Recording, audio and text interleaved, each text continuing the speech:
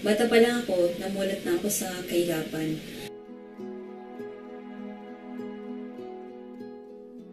Nalala ko 5 years old na ako noon. Sinasama na ako ng nanay ko sa palengke para magbenta ng mga prutas.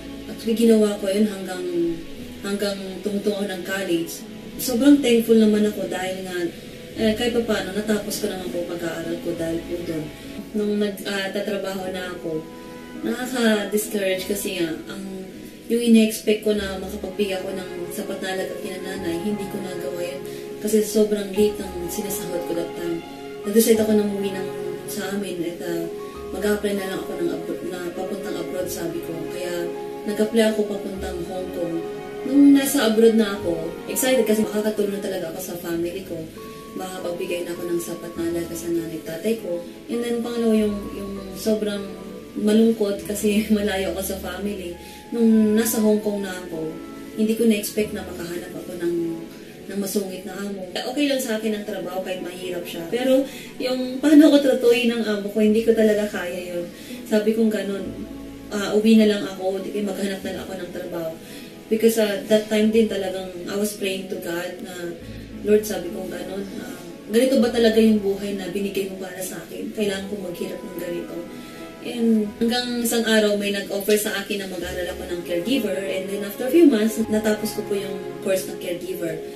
Nung nag-apply ako papuntang Canada, yun naman yung time na nag-start na imbitahin ako ng kuya ko na mag-join ng Global. Noong una, hindi talaga ako sa negosyo. Sabi ko talaga hindi ko linya yan. Sabi ko mag-abroad na lang ako. Nung time din na yun, kailangan ng nanay ko yung products. And pati yung lola ko kailangan niya. So wala akong choice that time, kundi talagang bumili na lang ako ng package. And yung pinambili ko pa ng package, inutang ko pa. So, nag-join ako sa Global. And after a year, nakalimutan ko ng pag-abroad ko. Nakalimutan ko na ang Canada. Kasi sabi kong ganun, kung pwede ko namang kitain dito sa Pilipinas, ang pwede kong kitain sa Canada, bakit pa ako mag-abroad? Talagang pinag-aralan ko yung negosyo. On my second year, doon ko po na-earn yung first million ko. And then on my second year also, nabili ko po yung first car ko. Dati, naglalakad lang ako. Ngayon, nagdadrive na ako ng sarili kong kotse, di ba? So, tinuloy-tuloy ko lang po na, and then that time, sabi kong gano'n, gusto ko na rin mag-asawa. Nung nag-start kasi ako sa Global, natutunan ko talagang mag-set ng goals. Kaya sabi kong gano'n, bago ako mag-asawa, kailangan nasa Millionaires Club na ako, na-earn ko na yung first million ko, nabili ko na yung kotse ko, at nabili ko na rin yung pangarap ko na bridal car. E nakakatawa kasi, natupad ko po lahat yun. And sobrang thankful ako kasi hindi lang sobra-sobra yung blessing kasi nakapag-asawa rin ako ng napakabait at napaka-supportive. And yun ang one of the best gift na na-receive ko kay Lord. You never have to be a super wife or a super mom in our marriage. I only ask that you just be yourself. So, nakakatawa so nag-decide kami mag-asawa na gawin ang Global together dito sa Pilipinas. Nung pabalik ako ng Pilipinas, nung nagtrabaho ako sa Hong Kong, sabi kong ganun, babalik ako ng Hong Kong hindi para magtrabaho, kundi mag-travel na lang. At yun po, nakakatawa kasi dito po sa Global, nakamit ko po yun. Ilang beses na po akong pabalik-balik po sa Hong Kong. Hindi lang po sa Hong Kong, kundi nag-travel na rin po kami sa Singapore, sa Malaysia, sa Indonesia.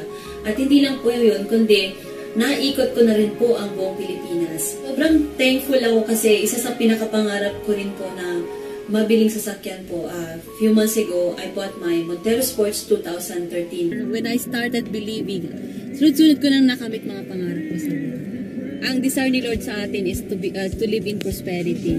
That's why I'm living in prosperity. Pero syempre, bago mo matamasa yung mga kailangan matamasa sa buhay, kailangan pinagtatrabawan lahat yan. When you want God to move in your life, you need to move in faith. When you move in faith, everything is possible. Lahat ng gusto mo na mangyari sa buhay mo makakamit mo. Guaranteed yan, 100%. At hindi lang po yun, nakabili po ako ng bahay ko sa Camellia a month ago. Isa sa pinakagustong-gusto ko po rito yung buong family po kami na ginagawa po itong negosyong ito.